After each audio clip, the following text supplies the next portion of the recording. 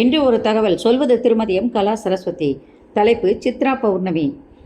சித்திரை மாதம் வருகின்ற பௌர்ணமியை சித்ரா பௌர்ணமி என்று கொண்டாடுவார்கள். இந்த வருடம் 1/5/2026 வெள்ளிக்கிழமை அன்று சித்ரா பௌர்ணமி தினம் கொண்டாடப்படுகிறது. பௌர்ணமி என்றால் சத்யநாராயண பூஜை தான் நம் நினைவுக்கு வரும். ஆனால் சித்ரா பௌர்ணமி யம தர்மராஜனின் கணக்கரான சித்ரகுப்தனை வழிபட்டு விரதம் இருக்கும் தினமாக இந்த தினம் கொண்டாடப்படுகிறது.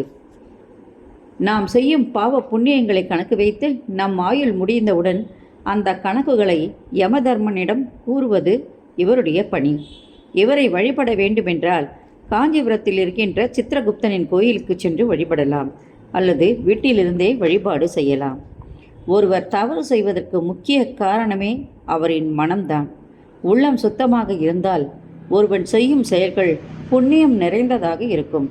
சித்ரகுப்தனை வழிபடுவதால் நம் மனம் பாவ செயல்களில் ஈடுபட நினைக்கும் போது அதை தடுத்து அவரை நல்ல வழியில் இட்டுச் செல்ல சித்ரகுப்த வழிபாடு பெரும் துணை நிற்கும். இவரை வழிபடுபவர்கள் நிச்சயம் புண்ணியவானாக இருப்பார்கள். இறக்கும் தருவாயில் யம பயம் அவர்களுக்கு நீங்கும்.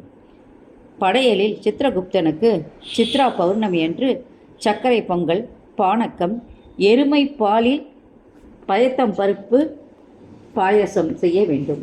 இளநீர், அப்பம், கலவை சாதங்கள், தயிர் சாதம், எலுமிச்சை சாதம், புளி சாதம், தேங்காய் சாதம், சாம்பார் சாதம் போன்ற கலவை சாதம் படைத்து வழிபாடு செய்வது நல்லது. இதற்கு சித்ரா அன்னம் என்று பெயர். சித்ரகுப்தன் கேது என்கின்ற கிரகத்திற்கு உரியவன். கேது தெய்வத்திற்கு உரிய தானியம் கொள். இதனால் கொள்வடை, கொள் சுண்டல் படைத்து மலர்களால் வழிபாடு செய்தால் பாவம் நீங்கி புண்ணியம் சேரும். மதுரையில் சித்ரா பௌர்ணமி விழா மிக சிறப்பாக கொண்டாடப்படுகிறது. அன்றைய தினம் ஆற்றங்கரையில் இரவு நேரத்தில் குடும்பத்தினர் ஒன்றாக சேர்ந்து மாட்டு வண்டியில் ஏறி மதுரை நகர ஆற்றில் குடும்பமாக நிலாச்சோறு சாப்பிடுவார்கள். பின்னர் கள்ளழகர் வைகை ஆற்றில் எழுந்தருள்வதை கண்ணார கண்டுகளித்து ஊர் சுற்றி பார்த்து வீடு திரும்புவர். இந்த விழா ஆற்றங்கரை கடற்கரையிலும் கொண்டாடப்படும். அன்றைய தினம் பசும்பால், பசுமோர் சாப்பிடக்கூடாது. உப்பில்லாமல் சாப்பிட வேண்டும். ஆண்களும் இந்த வழிபாட்டை செய்யலாம். இந்த வழிபாட்டில் வைக்க வேண்டிய பொருள் பேப்பர், பென்சில், நவதானியங்கள், அரிசி, பருப்பு இவைகளை பூஜையில் வைத்து பிறருக்கு தானம் செய்தால் செய்த பாவங்கள் குறையும். சித்ரகுப்த பூஜை புத்தகங்களை படித்து அர்ச்சனை செய்யலாம். படையலை படைத்த பின்பு குடும்பத்தில் உள்ளவர்கள் சாப்பிட வேண்டும். இத்தகைய சிறப்புமிக்க பூஜை சிலருக்கு தெரிந்திருந்தாலும் பலர் அறியாத பண்டிகையை நாம் கடைபிடித்தால் வாழ்வில் யம பயம் நீங்கி புண்ணியத்தோடு வாழலாம். நன்றி, வணக்கம். இந்த